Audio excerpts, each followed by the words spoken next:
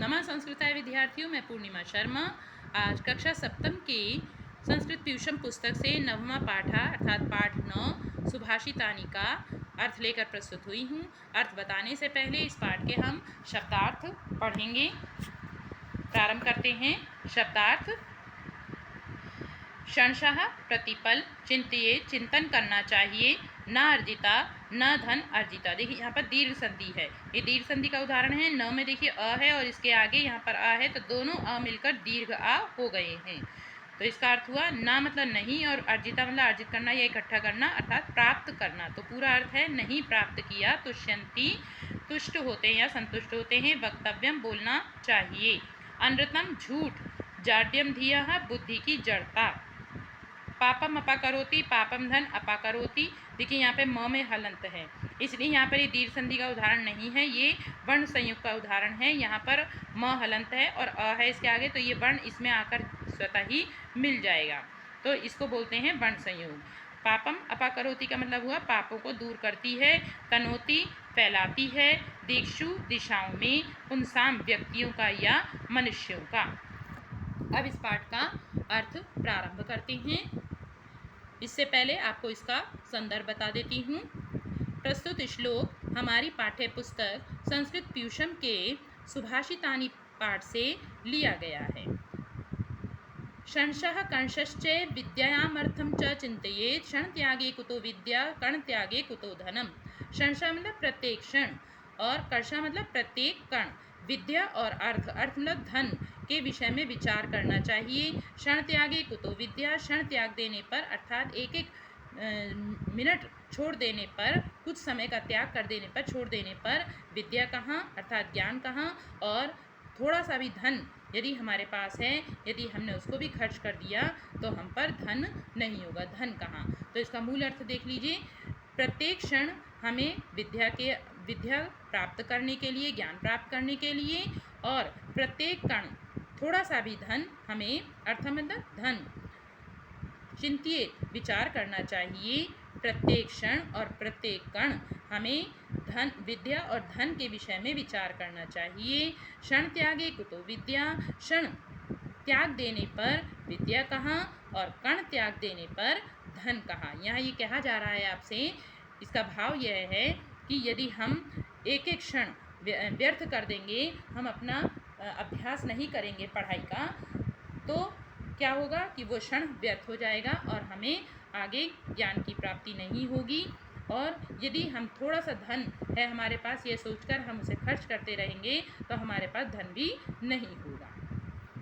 दूसरा है प्रथमेनार्जिता विद्या, द्वितीयेनार्जितं धनम, तृतीयेनार्जितो पुण्यम, चतुर्थे किम करिष्यति। जीवन को 4 भागों में बांटा गया है।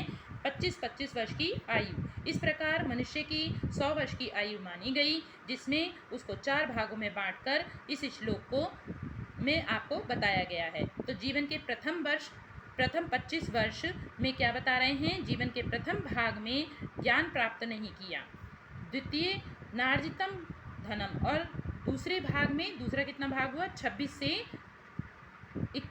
50 वर्ष तक की आयु, तो जीवन के दूसरे भाग में धन अर्जित नहीं किया अर्थात कार्य करके हमने धन प्राप्त नहीं किया। तृतीय नार्जितो पुण्यम, और तीसरा भाग कौन सा हुआ, 51 से 75 वर्ष तक की आयु, इस आयु में हमने पुण्य प्राप्त नहीं किया, धर्म कर्म के कार्य नहीं किए। चतुर्थे किम करिष्यति, फिर उसके बाद में कितनी आयु हुई, 76 वर्ष से लेकर 100 वर्ष तक की आयु, उसमें हमने फिर हम क्या करेंगे, क्योंकि उस समय तक तो हम शक्तिहीन होने लगते हैं, इसीलिए हम कुछ भी नहीं कर पाएंगे। तो जीवन के प्रथम भाग में यानी 25 वर्ष की अवस्था तक हमने विद्या अर्जित नहीं की।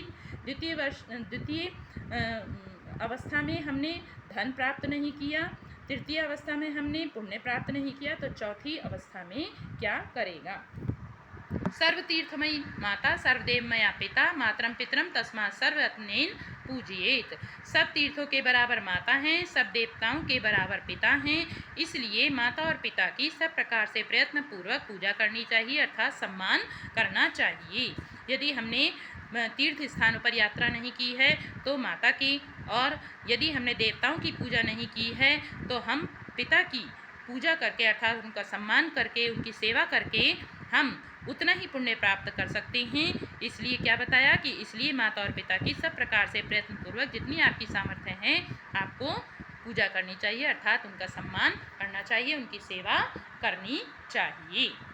प्रिय वाक्य प्रदानेन सर्वे तुष्यन्ति जन्तवः तस्मात् तदेव वक्तव्यम। बचने का दरिद्रता। प्रिय वाक्य बोलने से सभी जंतु यानी कि जितने भी प्राणी हैं वो सभी संतुष्ट हो जाते हैं, प्रसन्न हो जाते हैं।